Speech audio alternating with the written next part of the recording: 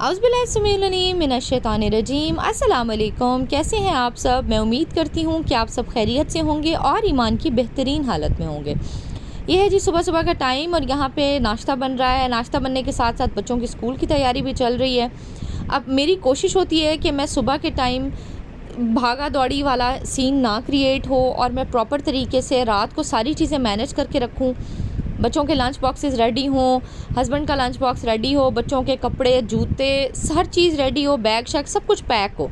ये सब कुछ मैं रात को करके सोती हूँ, लेकिन सुबह फिर भी आपको 100 चीज़ों के लिए भागना पड़ता है। कुछ बच्चों को कभी कुछ नहीं आ रहा होता, कपड़े पहनने में मुश्किल हो रही होती है या उनको कुछ नहीं मिल रहा होता, तो फिर भी आपको जो है वो भागना दौड़ना पड़ता है।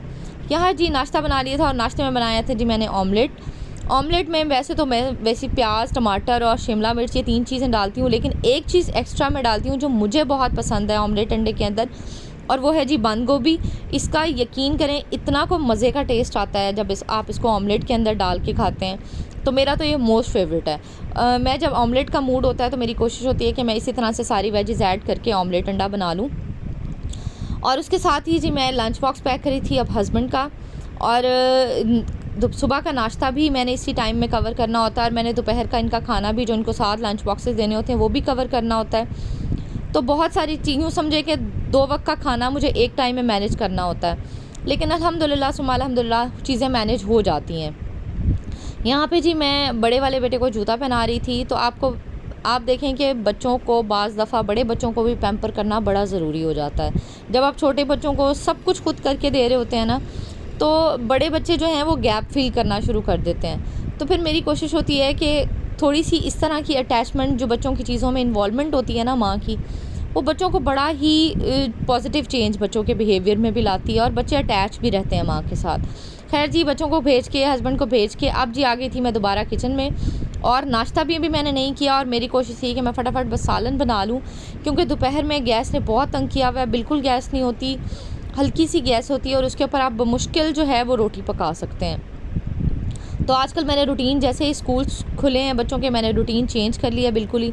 मैं अब सुबह के नाश्ते के फ़ौरन बाद ही दोपहर का सालन एटलीस्ट बना लेती हूँ, और आज तो वैसे भी मुझे मार्केट जाना था, तो मेरी कोशिश थी कि मैं जल्दी जल्दी से सालन बना लूँ और उसके बाद सारे घर की क्लीनिंग हो जाए और मैं बच्चों को रेडी करूँ, और एटलीस्ट 11 से 12 बजे तक मैं मार्केट चली जाऊँ। मैंने जाना था जी चेज़अप। आजकल चेज़अप पे ऑफ़ का बड़ा जो है ना शोर मचा हुआ है, तो मैंने कहा था चलो जी आज हम प्लान करते हैं सब कुछ मैनेज करके घर का, तो हम बाहर जाते हैं ताकि हम वापस आएँ तो मुझे सिर्फ रोटी बनानी हो, मुझे सालन बनाने की टेंशन ना हो। यहाँ पे जी हम बना रहे हैं जी भिंडी और मुर्गी, झटपट सी और चटपटी सी भिंडी बनाएंगे आज हम। मैंने इसके अंदर डाला है जी मुर्गी का गोश्त डायरेक्ट ऑयल के अंदर। इसको अच्छी तरीके से मैंने फ्राई कर लिया है ताकि इसका कच्चापन ख़त्म हो जाए, क्योंकि हम इसमें पानी तो ऐड करेंगे नहीं। तो पहले कोशिश होती है कि आप चिकन को पका लें, उसके बाद हम बाकी काम करें। मैंने इसमें डाले हैं जी टमाटर, हरी मिर्चें चिकन के अंदर, उसको अच्छे तरीके से मिक्स किया है। उसके अंदर मैंने बेसिक मसाले डाले हैं, साथ सिर्फ मैंने मोटी कुटी लाल मिर्च डाली थी, नमक, हल्दी और सुरख मिर्च। अच्छा, उसके बाद जी मैंने इसको अच्छे तरीके से मिक्स कर लिया था और ज़ीरा और साबित धनिया भी ऐड की थी। प्याज डाले थे और प्याज को ट्रांसलूसेंट होने तक मैंने इसके अंदर अच्छे तरीके से भूना था।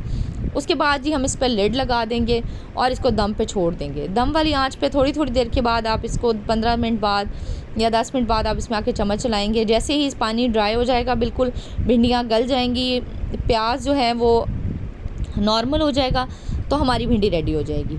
अब जी मेरे माइंड में साथ साथ चल रहा था कि मैंने मार्केट जाना है। आजकल बड़ा शोर मचा हुआ था, चेज़अप पे जी ऑफ़ लगा हुआ है, और मैं इस टाइम पे बहुत वेट करती हूँ इस टाइम का, क्योंकि मेरे पास हैं जी छोटे छोटे बच्चे, और मेरी कोशिश होती है कि मैं ऑफ़ सीज़न में इनके कपड़े जो है वो ले लूँ, क्योंकि एकदम से सर्दी आ जाती है और एकदम से गर्मी आ जाती है, तो उसमें आपको एकदम से बाज़ार नहीं भागना पड़ता।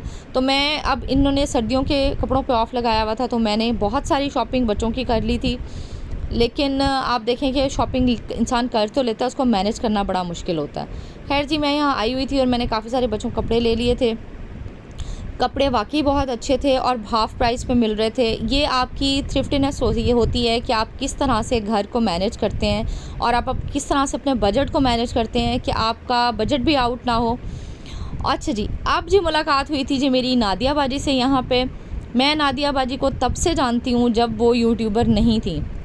और मुझे इतनी खुशी हुई नादिया बाजी से मिल के, आप यकीन करें कोई 12-13 साल बाद मैंने इनको देखा और वो माशाल्लाह जो है वो बहुत खुश थी, और उनको खुश देख के मुझे इंटरनली खुशी फ़ील हो रही थी। जब मैं वापस आई तो मैं इतना थक चुकी थी, मेरे 3 से 4 घंटे लग गए थे।